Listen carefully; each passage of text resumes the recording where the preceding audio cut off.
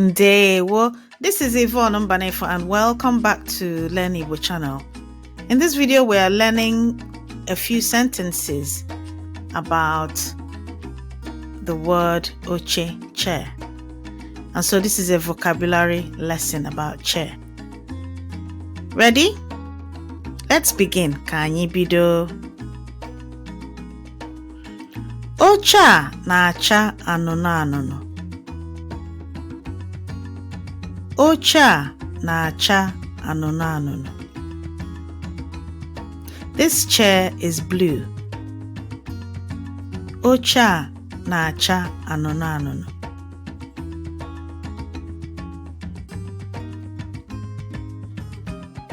Nọdụ ala n'oche ndabere. Nọdụ ala n'oche ndabere. Sit on the sofa.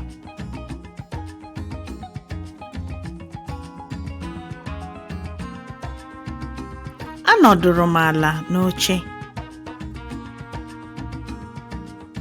Anọdụrụ m ala n'oche. I sat on the chair. Anọdụrụ m ala n'oche.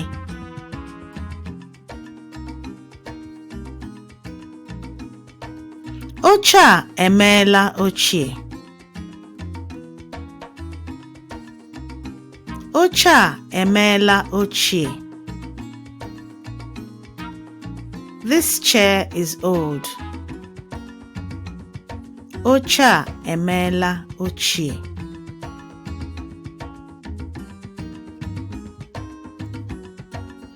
Oche ahụ na-amasị ya. Oche ahụ na-amasị ya. She likes that chair. Oche ahụ na-amasị ya.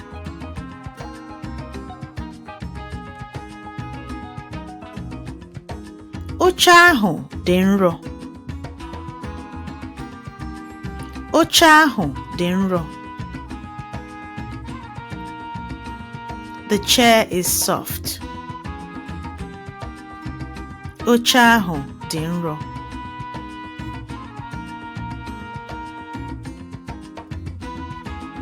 Hapụ oche ebe a.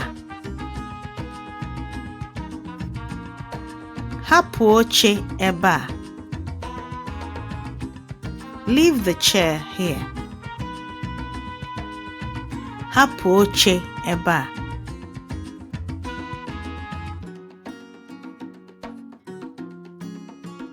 O bugharịrị oche.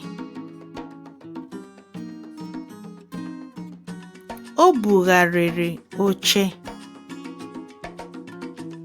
She moved the chair around. O bugharịrị oche.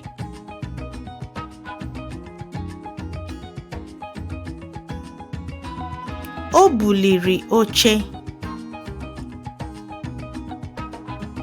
O buliri oche. He lifted the chair. O buliri oche.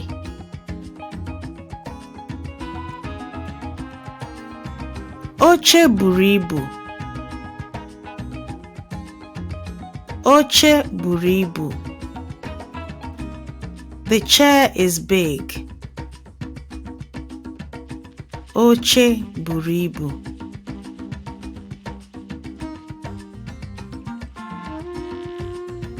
Achọrọ m oche.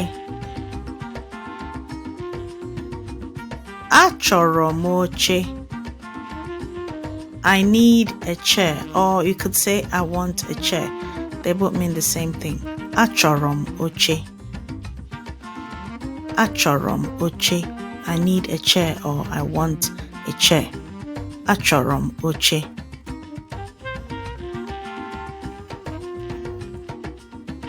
Oche ahụ agbajiela.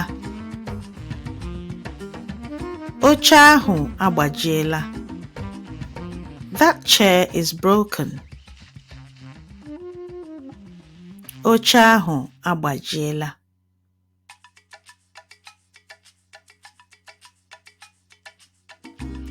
Oche ahụ dị ọhụrụ. Oche ahụ dị ọhụrụ. The chair is new. Oche ahụ dị ọhụrụ.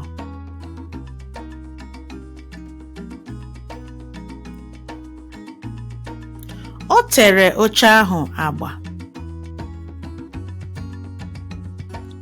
O tere oche ahụ agba.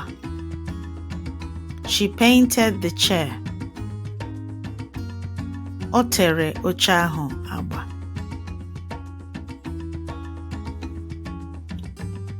You're more likely to hear o pentiri oche ahụ. O pentiri oche ahụ. This is Ngili Igbo, a mixture of Igbo and English. O pentiri oche ahụ. She painted the chair. O pentiri oche ahụ. Oche ahụ na-anyị arọ. Oche ahụ na-anyị arọ.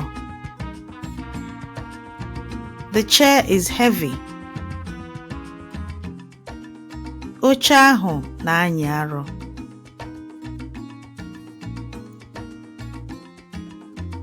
Ọ zụtara oche. Ọ zụtara oche. He bought a chair. Ọ zụtara oche.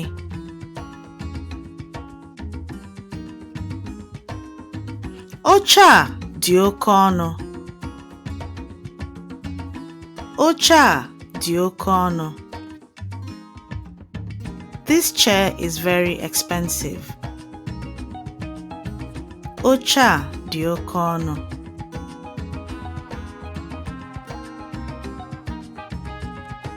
Oche dị ọnụ ala. Oche dị ọnụ ala. The chair is cheap. Oche dị ọnụ ala.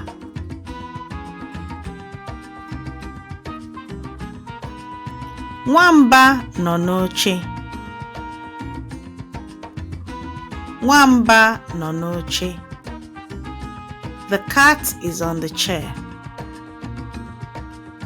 Nwamba nọ n'oche.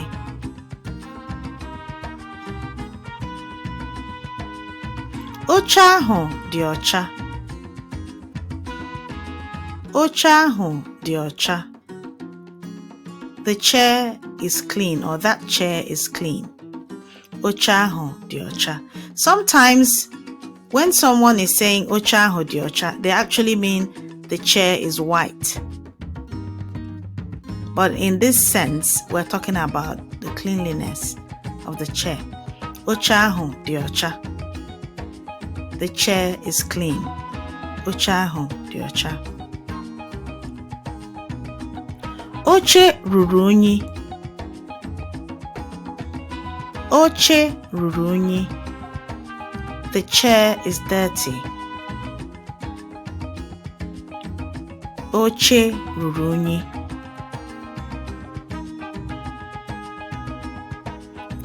Ọ rụrụ oche. Ọ rụrụ oche. He built a chair. Ọ rụrụ oche. Ahụrụ m oche. Ahụrụ m oche. I see a chair. You can also use it for past tense. I saw a chair. Ahụrụ m oche.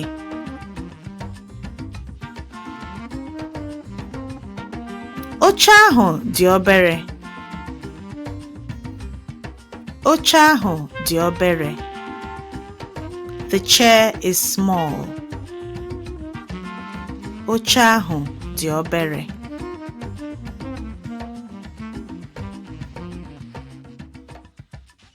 Oche a bụ nke m. Oche a bụ nke m. This chair is mine.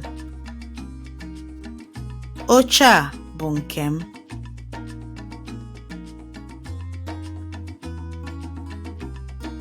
O doziri oche. O doziri oche. She fixed the chair. O doziri oche.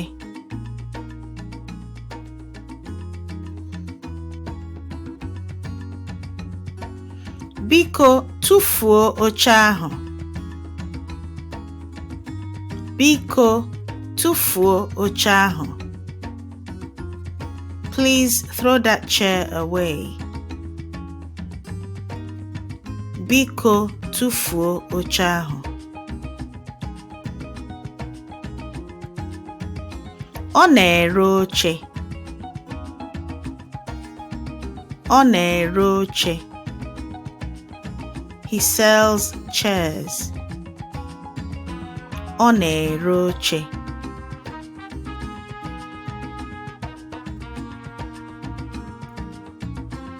Oche a siri ike.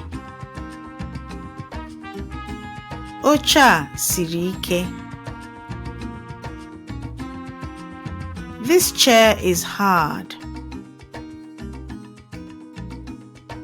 Oche a siri ike. Oche a siri ike can also mean this chair is strong. Strong and hard means siri ike in Igbo. Oche a siri ike. This chair is hard. Oche a siri ike. This chair is strong. Oche a siri ike. Nke a bụ oche m. Nke a bụ oche m. This is my chair. Nke a bụ oche m.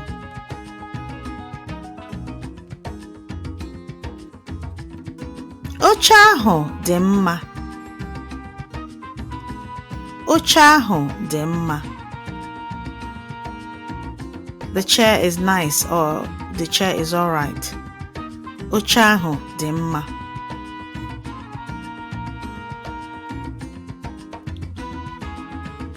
Ọ kwara oche aka. Ọ kwara oche aka. She pushed the chair. Ọ kwara oche aka. Ọ hụrụ oche ya n'anya. Ọ hụrụ oche ya n'anya. He loves his chair. Ọ hụrụ oche ya n'anya.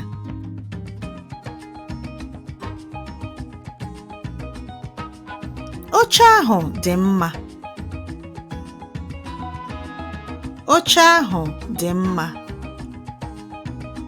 That chair is comfortable. Oche ahụ dị mma.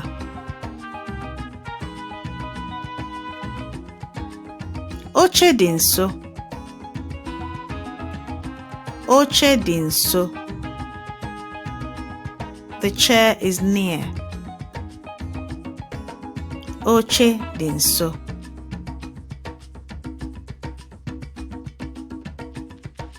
Edowere m ụkwụ m n'oche. Edowere m ụkwụ m n'oche. I put my leg on the chair. Edowere m ụkwụ m n'oche. Edowere m ụkwụ m n'oche. Oche ahụ dị ogologo. Oche ahụ dị ogologo. The chair is tall. You can also use oche ahụ dị ogologo for the chair is long. So tall and long both mean ogologo in Igbo. Oche ahụ dị ogologo.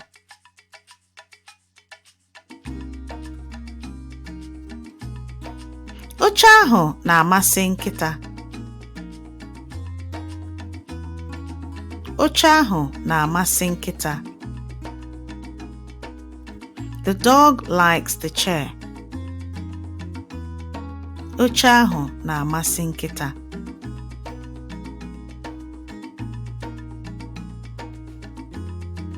Oche ahụ tọgbọ chakoo. Oche ahụ tọgbọ chakoo. The chair is empty. Oche ahụ tọgbọ chakoo.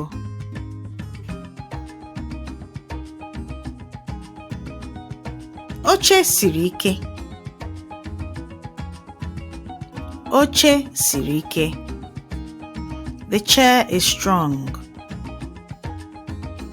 Oche siri ike.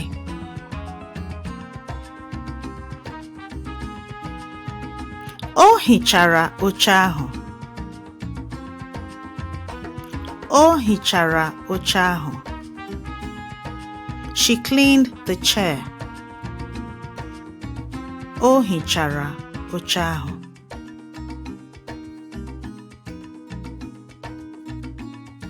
Oche dị n'ime ụlọ. Oche dị n'ime ụlọ.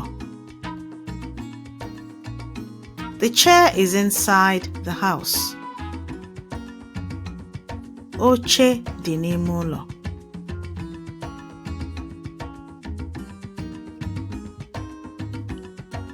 Ọ gbara oche ahụ ụkwụ. Ọ gbara oche ahụ ụkwụ. He kicked the chair. Ọ gbara oche ahụ ụkwụ.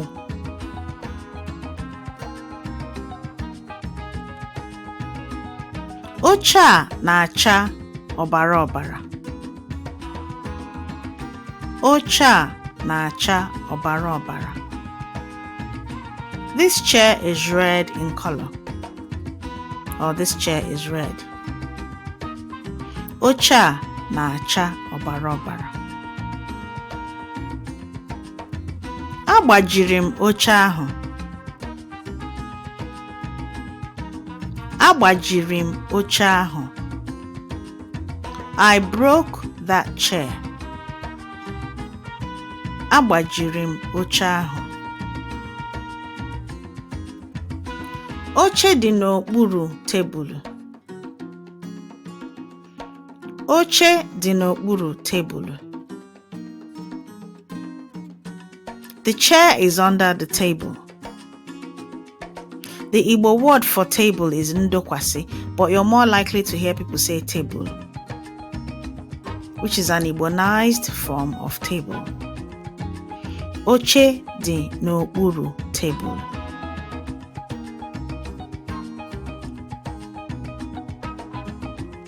Oche dị n'akụkụ akwa.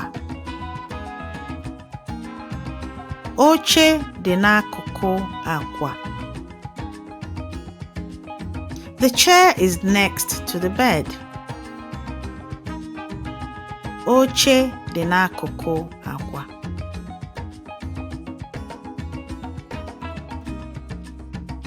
Anọdụrụ m n'oche. Anọdụrụ m n'oche. I sat on the chair. Anọdụrụ m n'oche.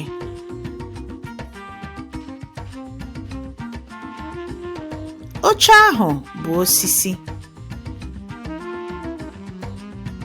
Oche ahụ bụ osisi. The chair is wooden. Oche ahụ bụ osisi.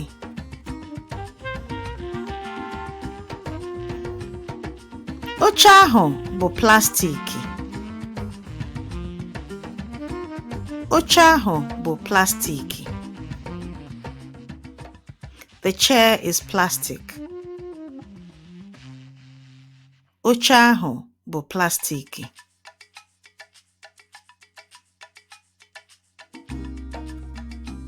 Oche ahụ bụ igwe.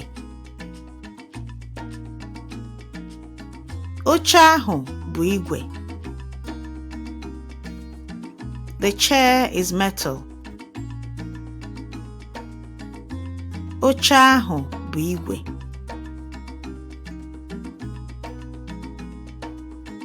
Eburu m oche.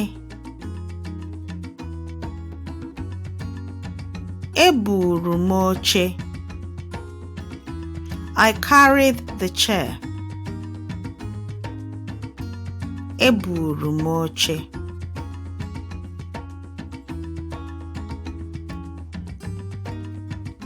Atụrụ m oche ahụ n'Amazon. Atụrụ m oche ahụ n'Amazon. I ordered the chair from Amazon. Atụrụ m oche ahụ n'Amazon.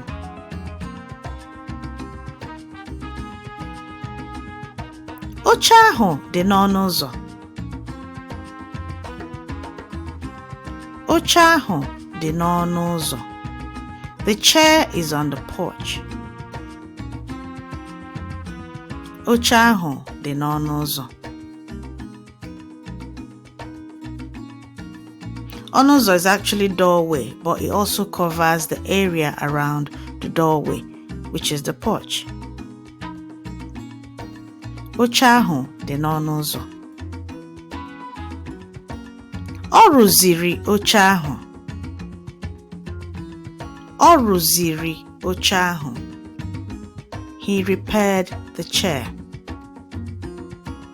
Ọ rụziri oche ahụ. Oche dị n'akụkụ windo. Oche dị n'akụkụ window. The Igbo word for window is mbo, but you're more likely to hear people say window. Oche dị n'akụkụ window. The chair is by the window.